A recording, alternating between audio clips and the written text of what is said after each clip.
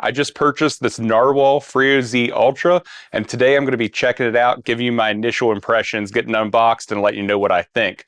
So, welcome back to Josh's Smart Home. If you're new here, I have about 8 years of experience integrating smart home products into my home, and I want to share what I've learned with you. So, stay tuned. All right, let's go ahead and get it unboxed. And here is the star of the show. This thing seems pretty good sized, and really like these mops as initial impression.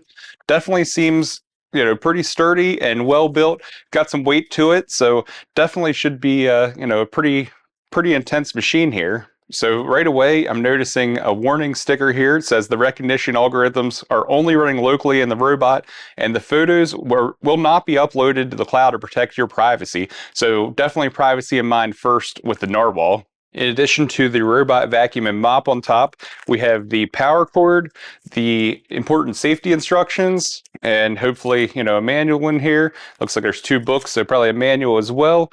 We have two of the side brushes here. So those are included right on top, and then it looks like a little ramp to go up onto the stand. So next I'm going to grab out the base station for the stand here. And this thing is massive. Oh goodness.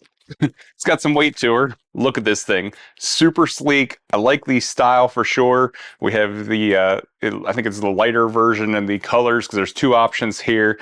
So I'll open this up and show you what it looks like inside. So there are a couple more things hiding in the area where the robot vacuum and mop will go, and that was the cleaning solution. It looks like an extra bag. I don't know if this is a bin or an extra bin for the dirt, a filter, and then last but not least, these super interesting little dusters, it appears, where it looks like it clips on, and then it's a baseboard duster is what it says. So I'll have to check these out. Pretty interesting. We have really high baseboards, so I'm not sure it's going to do anything at our house, but still interesting, and I'm going to check it out. And now let's see what it looks like inside. So, oh, that's really neat. So it's a little magnetic, so it just pops right back on. So I like that. That's a nice cover. And it looks like we have the area for the cleaning solution here, and then the bag for the vacuum. So pretty standard looking and pretty easy and simple here. So let me show you what it looks like on the top. All right, so we open this up and we have a quick start guide right here, and we're going to disregard that for the time being. We have the dirty bin on this side, so really nice size bin here. Shouldn't need to empty that often.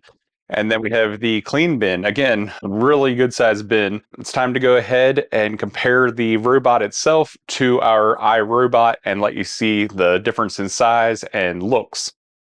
So for a comparison of robots, this is the iRobot S9. We have the S9 Plus with the base station that empties the robot, and here's the Narwal Freo Z Ultra, and you can see they're actually very, very similar sizes, and it'll be really interesting to see how they do, in comparison to each other, because this one's really on its last leg. It had some serviceable time, but it's always had its issues running into things and not really being that gentle with things, always picking up cords. So I'm really excited to see how the AI of the Narwhal does in comparison. I'm going to pull off this sticker, and I'm going to go ahead and install the cleaning solution. I'm not really big for reading instructions, so I went to take this cap off, and clearly you're not supposed to if I'd look ahead. So basically you just pull off a sticker that's covering it, and then you insert it here, and it snaps in place. Probably should have paid attention to how you do that. All right, let's get this thing set up and ready to go. There's a purple, which goes on the purple side, obviously.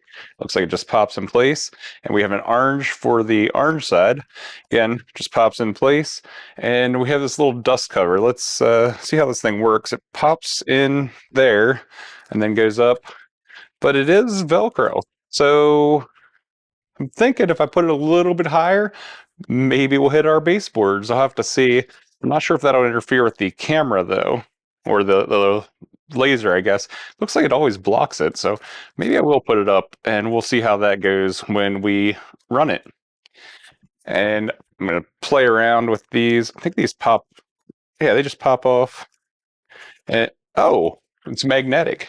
So that's super simple. And this is again Velcro, so you can pull those off if you need to. but it does have cleaning and sanitization of these on the base station, so I don't anticipate anything there that I'm gonna have to do.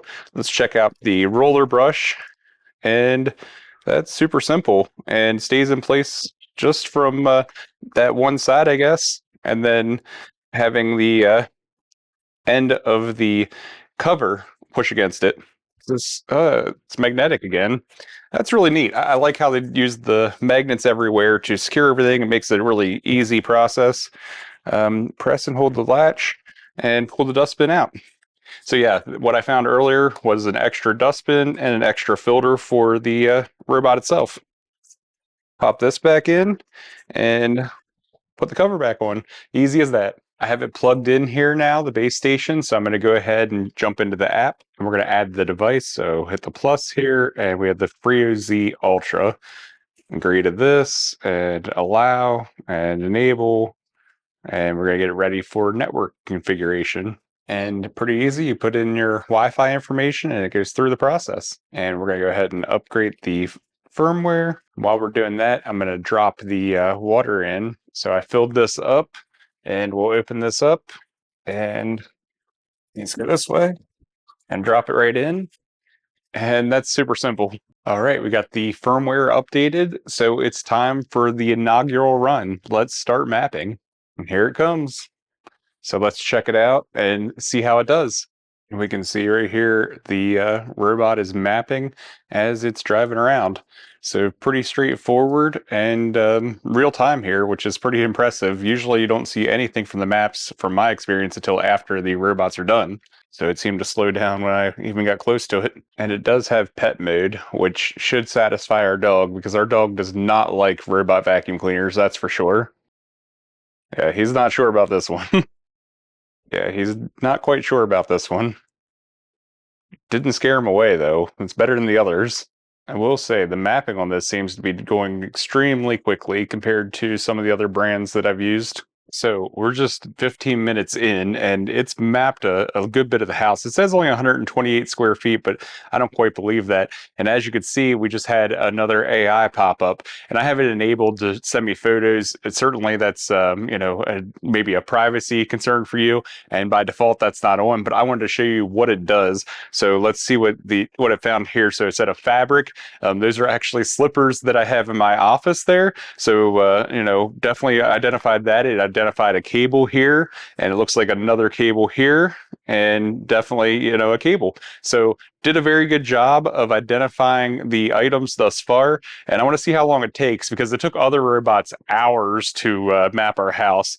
I did notice that it doesn't look like it's going underneath beds, so maybe we have a height issue, but I don't typically vacuum underneath the bed anyway, so that was always a plus of some of the other robots. This one might be a little bit too tall. I'll have to look at that and compare that to the underneath the bed and see if this one's taller than what our iRobot was, or what's going on there. All right, so the mapping was pretty darn impressive. It only took 30 minutes, and the iRobot took hours when it did it, and just zoomed around, and it picked up a lot of the AI type stuff.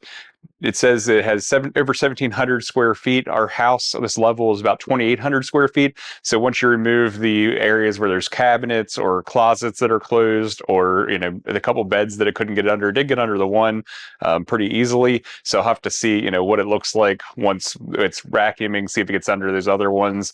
But I wasn't in the room when it was doing those. Definitely a really neat setup. So it automatically identified different floor types and identified different rooms. It's not 100% on that, but it did identify where some of the toilets were and that type of thing. So definitely, does a pretty good job overall. I'm just going to show you the AI items that it discovered. So here we had fabric, and these were my slippers that are in the office just sitting there. That says there's a cable here, and indeed there is a cable. On this area over here, it says a cable, definitely a cable here. Let's see what else we found. Another cable behind the bed. You can see the support for the bed right there, and there's the cable. And on this one, we have another cable. Let's see, this one was our magic bands actually hanging down. They're plugged in, hanging off the wall because they have a really short cord. So you can see the magic bands there from Disney World. And over here we have the shoes. So a pair of flip-flops and Crocs, and identify those as shoes. So definitely a really good experience. I'm going to go back through and edit the map, and then I'm going to try a cleaning phase, cleaning cycle, and see how that goes. This is electrolyzing the water here. And it's pretty neat. It tells you all the steps it's going through, and it preps everything, washing the mop pads ahead of time with hot water and everything.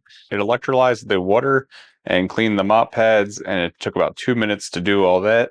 So at this point, I've run the Narwal Freo Z Ultra through its paces. We've had it for a few days now. I did the mapping, did some cleaning sessions, some spot cleanings, and just the whole full house as well. So I want to let you know how it's doing so far and what everything's like. The first thing is I want to flip it over, and I didn't let it finish cleaning the mop pads, so they aren't quite perfect yet, but it does a really good job on those. And then I just really wanted to show you this roller. We have a dog, multiple children, and lots of issues, and there's not a single thing on the roller, and I didn't clean it at all. That is awesome. Our iRobot always got jammed up there, always had tons of hair on it and everything, so this thing does an excellent job. These mop heads, once it's finished, they look awesome. It does great overall, and keeping itself clean and sanitized, and really a big plus on that one, because I think that was part of our problem before with the iRobot. We had the mop as well, the M6, and you sort of just move around the dirt. You don't really pick it up, put it on the mop pads, go back and clean it off. You just sort of keep it on there and smear it around everywhere. So I think this is a much better option. Definitely like this setup, but it's not perfect. So let me tell you about the issues. The very first issue I had was during mapping. Well, actually at the completion of mapping. We have a open floor plan, we'll say, and it had our living room, dining room, kitchen, hallway, foyer, all as one big room. So no problem. I'll go in and divide it up, and did it with some of the other rooms either combined or divided depending on how it did things. And I thought this would be no problem either. But it was a problem. There's no way to create a line that goes across your house that includes space in the middle that would be like dead space. So we have a closet or cabinets or whatever else, at different spots, an island. And anytime I would cross any of those, it wouldn't let me do it. So I emailed customer support. I included some pictures and everything. I guess I wasn't 100% clear that as soon as you went across one of those spots, because some of the pictures I sent them, maybe stopped at one of those spots. So they responded back within a day. So I will give them credit for that. But their advice wasn't correct. They said, just go all the way across. But what happens is you hit one of those dead spots and then it won't work. So I did email them back, and I'm still waiting to hear from them. So once I get their response, I'll try to put it in the comments below or the description so that you can see what they said. But again, they did get back to me within a day, and this is product launch. So I'm assuming they're getting a lot of questions, and probably a lot of silly questions at this point. So I'll give them grace for, a couple of days response. But like I said, the very first response was within 24 hours. So really great, and a positive experience there, even with that issue. The next issue I had was the treatment of the carpet. We have a lot of carpet, and it was doing like a bypass on the carpet rather than cleaning it. So I went in and just changed some settings. There's a lot of carpet settings, and I wouldn't say they're particularly clear. So you may have to play around with that and find the one you need. The next issue we had was the edge of the hard floor next to the carpet. It's not getting it, particularly where we have a slanted transition rather than a perpendicular transition to the wall. So that's another issue. We have several spots that aren't getting as clean as what I'd like them to be. Next, we have the issue with the shape. And it's pretty common for the robots to be circular, but I do prefer the D-shaped robots with the vacuum all the way out front. I think it gets, over to the corners and edges a little bit better. This does have brushes on both sides trying to grab that dirt out of there and get it into the brush, but I still think it'd be a little bit better, particularly on carpet where you don't, maybe catch with the brushes, and that that sucking, of the vacuum isn't enough maybe to pull it from the edges of the carpet there. You just have a little bit of space there. I think it'd be a little bit better if it was a D-shaped, but it seems to be doing at least as well as some of our D-shaped vacuums we had. So I guess I should forgive it for that one. The next issue, and it's not really a huge issue, but the size of the water tank here, it could be bigger maybe, or have, you know, a better usage of the water, because we fill it up at the beginning and then we have to fill it up one more time as we're running the mopping session. And maybe it's because we have the iRobot before and we're needing to clean up after that. And maybe once we start, you know, keeping this one running regularly, we won't use as much water because it won't be cleaning the pads and everything as much to try to get all that iRobot filth out of there. But for the time being, this is a little bit on the low side of water that we'd like to have. So maybe I'll even explore. They do have a setup where you can have it hooked up to your main lines. So have it hooked up to your freshwater line and a drain line. I'll have to think about it. I may have to move it if we do go that route, because we don't have everything that we would need right where it's at right now. And with those negatives out of the way, by the way, most of those can be negated. It's time to hit the positives. And let me say, oh my goodness, this thing is awesome overall. Definitely can recommend it. So let's hit what the positives are. First of all, it mapped our house, and we have about 2,800 square feet on this level, and it did it in 30 minutes. The other robots would take hours and hours and hours to do this.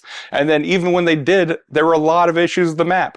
This thing did it in 30 minutes, and it was 95, 97% accurate, I would say. So really neat and really quick and really thorough. The AI with the 2 cameras on this thing work really well.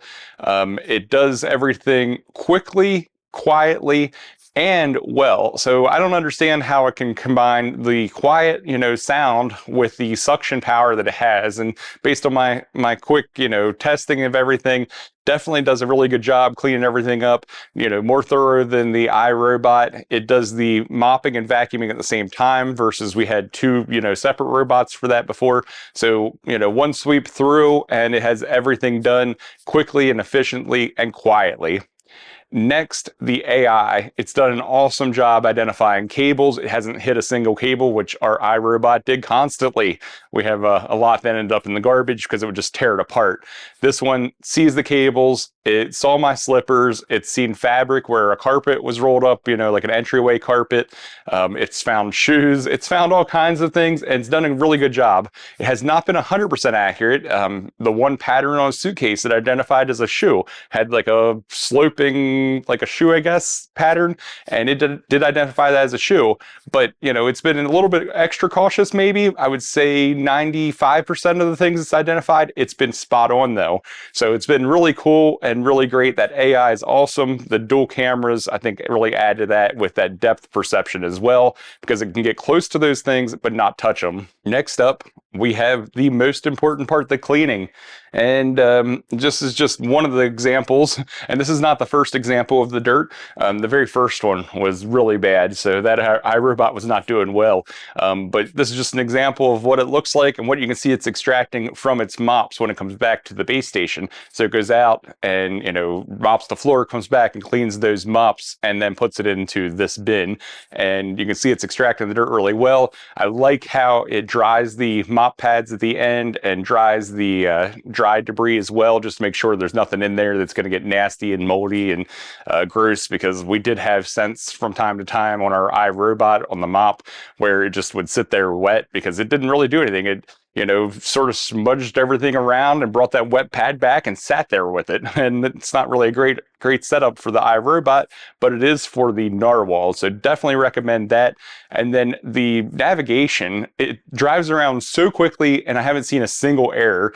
Every other robot we've had Nito and iRobot and you know, several different models of each of those. And when we do those, you know, they always have some type of navigation error. We have odd circular setups in parts of our house, so it can be, you know, challenging. But this hasn't had a single issue. Never has it gone the wrong way, and it's super quick. And, you know, just driving around, it's like it's remote controlled almost. That's how quickly it's moving.